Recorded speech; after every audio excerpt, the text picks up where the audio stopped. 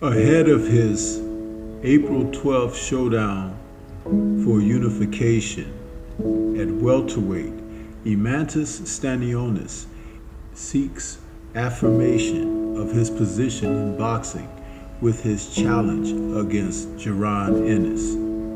This is a fight between two young fighters looking to prove who is best at welterweight. Let's talk about it.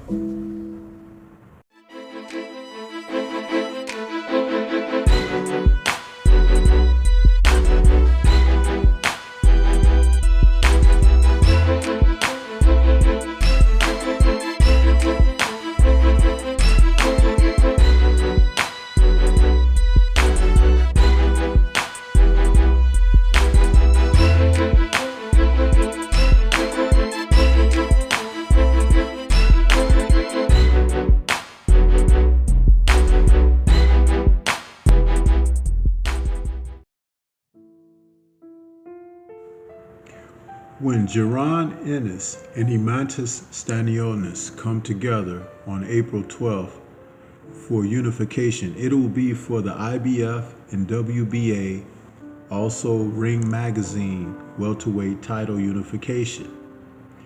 These two men have been thought to be the best at their respective weight class over the past couple of years.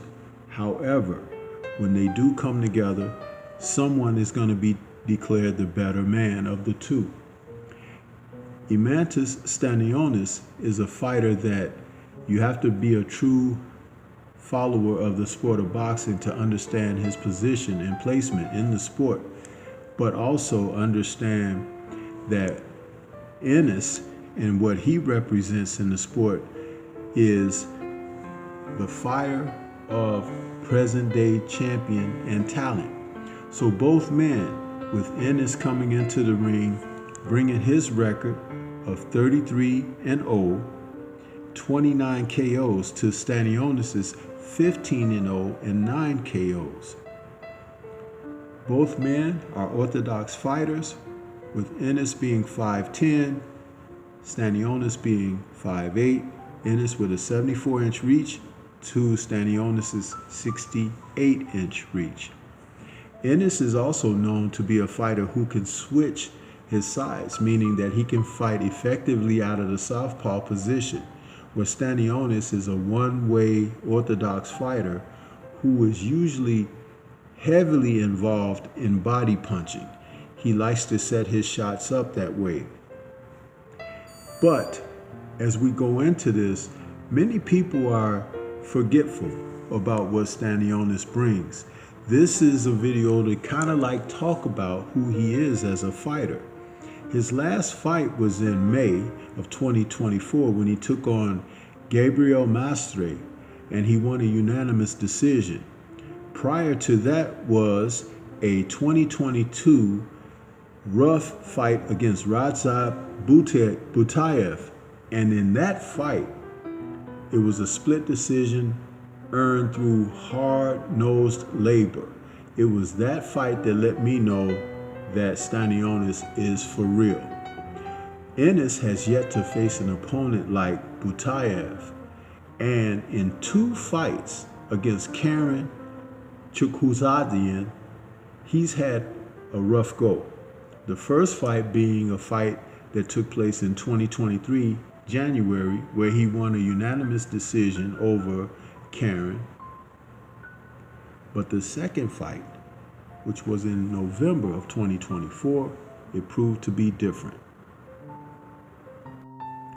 Though the fight was close, he got a unanimous decision, but it really made Ennis look a lot more human. So here we have the consideration for a fighter like Stanionis, and understand that that fight between he and Butayev, which was in April of 2022, he was supposed to take on Virgil Ortiz. On two different occasions after that, when the fight was postponed twice due to Ortiz at the time, who had a blood disorder that kept him from fighting at welterweight any further. And then one of the delays had something to do with Stanionis suffering a setback. Now he's ready to proceed full steam ahead, and he's looking for the opportunity to become a unified champion against Ennis. It's not going to be a cakewalk for either man. I do believe they both present styles that could showcase the best and the worst of one another, facing each other. In the event of Stanionis, we're talking about this because many people are not really aware or even sold on his ability at welterweight, and they just have anointed Ennis as the real champion of the division. When Ennis gets past this man, we can begin to talk like that.